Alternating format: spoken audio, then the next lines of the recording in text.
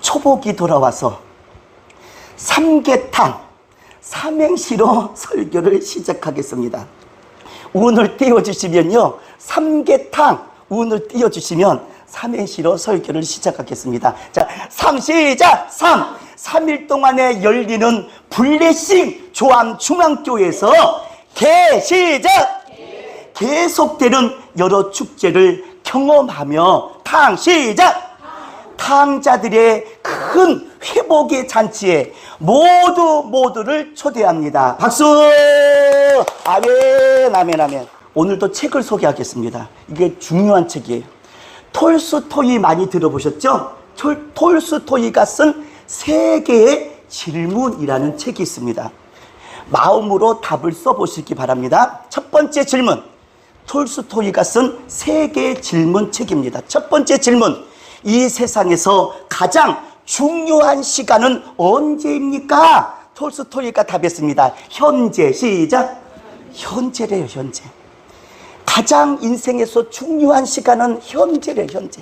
두 번째 질문, 이 세상에서 가장 필요한 사람은 누구입니까? 질문했어요. 누구일까요? 현재 만나는 사람들이랍니다. 예.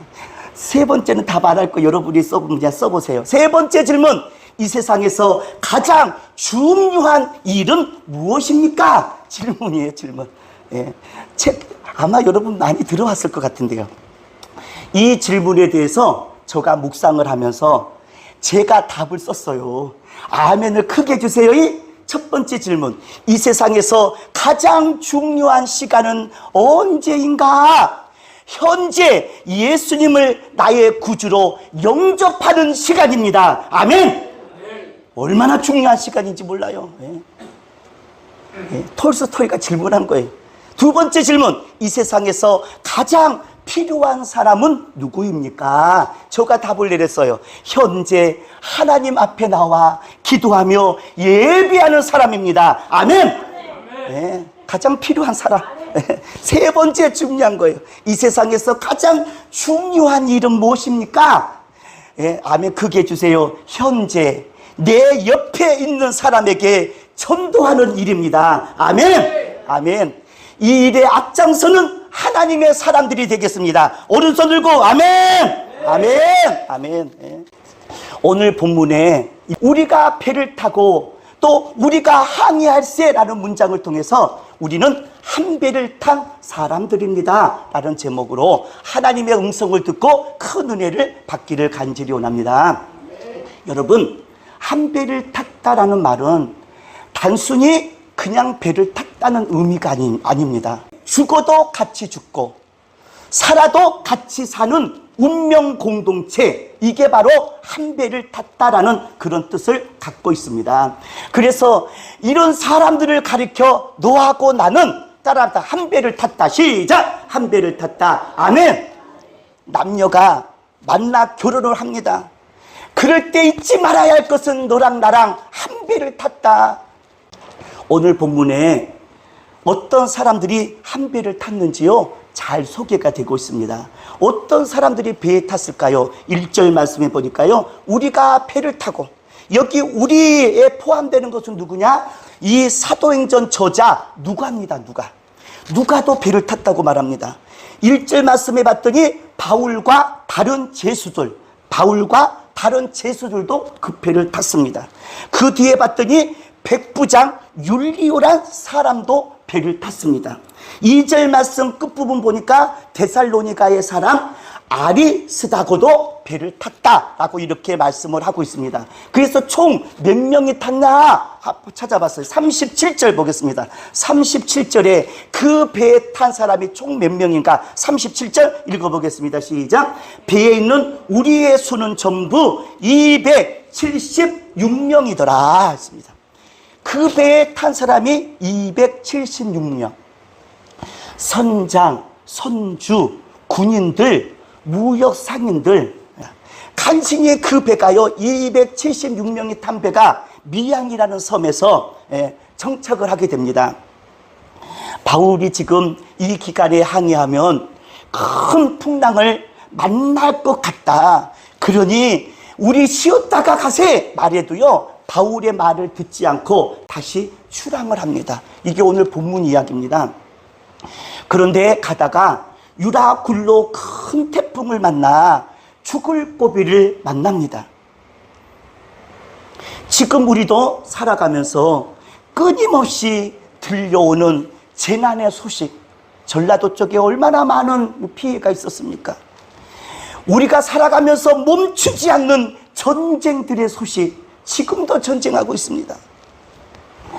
정치를 보니 항상 복잡한 정치 소식 속에 우리가 살아가고 있고, 무서운 사건, 사고들로 우리의 마음을 흔들어 놓습니다. 경제가 어려워서 경제 위기 속에 살아가면서 우리는 마음이 흔들리며 살아가고 있습니다. 한 배를 탄 우리들은 이 시대를 살아가면서 어떻게 해야 할까? 오늘 말씀에 큰 은혜 받기를 간절히 원합니다. 한 배를 탄 사람들은 이걸 잘해야 돼요. 뭐라고 했냐? 짐을 바다에 풀어버리고, 따라야, 풀어버리고, 시작! 풀어버리고 바다에 풀어버렸습니다. 19절 읽어보겠습니다. 19절, 사흘째 되는 날에 배의 기구를 그들의 손으로 내버리니라. 여기 밑줄 그어야 됩니다.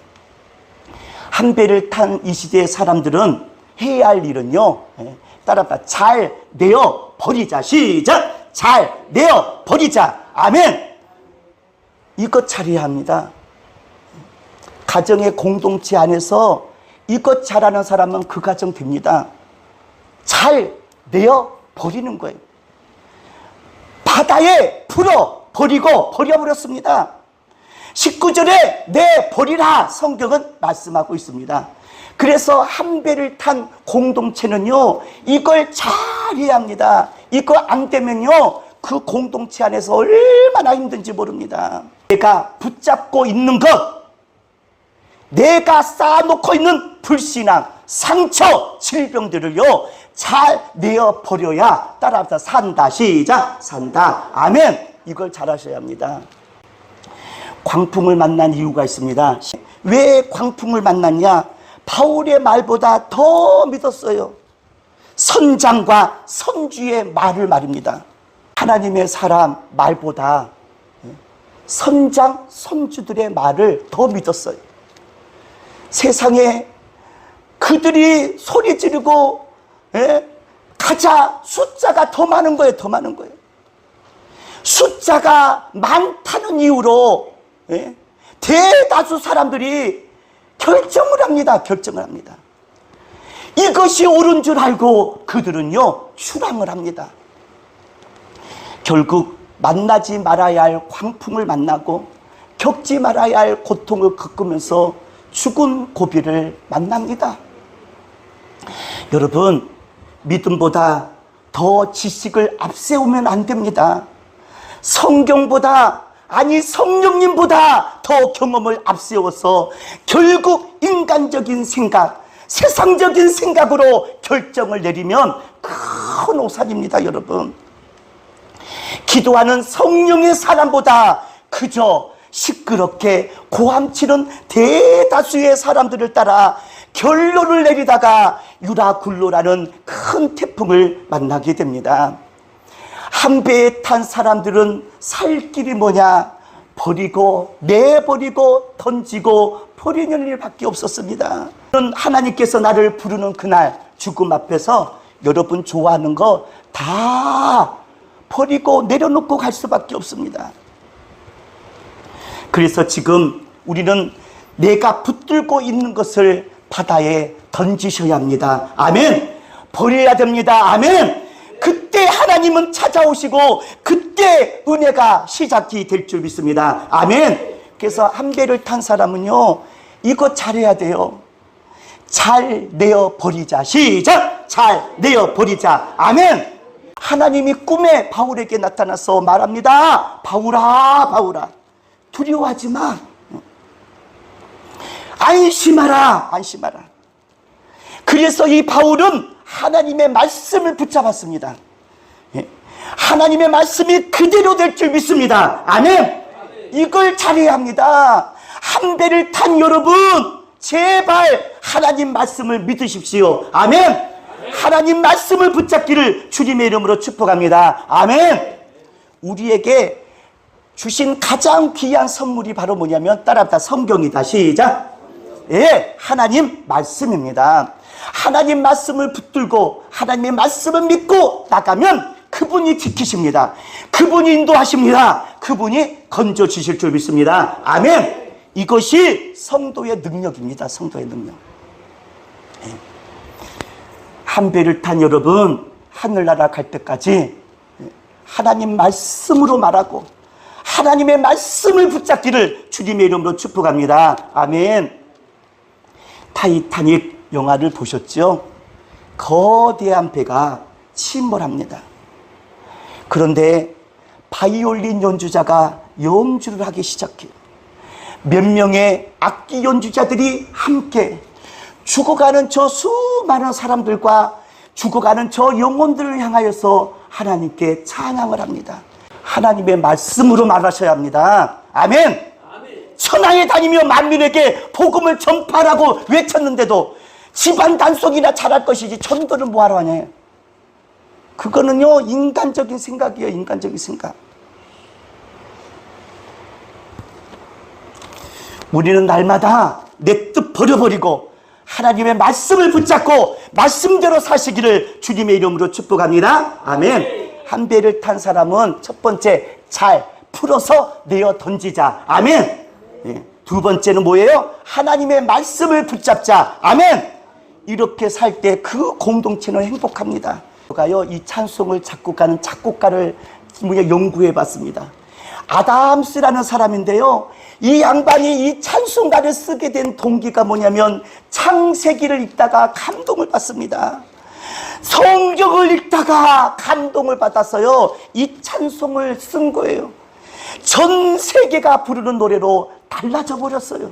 이렇게 하나님의 말씀을 붙잡고 사는 사람은 하나님이 건지시는 줄 믿습니다. 아멘. 따라서 성경 봅시다. 시작. 예, 하나님의 말씀을 갖고 말하십시다. 아멘. 세 번째 공동체가 해야 하는 거 따라하십시다. 축복하고 감사하자. 시작. 축복하고 감사하자. 중요합니다. 우리 교회 성도님들을 만날 때마다요 축복하고 감사하기를 주님의 이름으로 축복합니다. 아멘. 아멘. 여러분은 어떤 사람입니까? 한 목사님이 광고를 하다가 큰 실수를 했어요. 장례식을 치르고 감사해서 떡을 준비해서 예배 드리는 가족을 위로하려고 목사님이 광고를 합니다. 고 강호선 집사님 댁에서 떡을 준비했습니다. 목사님은요 깜빡 잊었어요. 돌아가시는 분을 이야기해야 되는데 떡을 준비했습니다 하면서 광고를 한 거예요.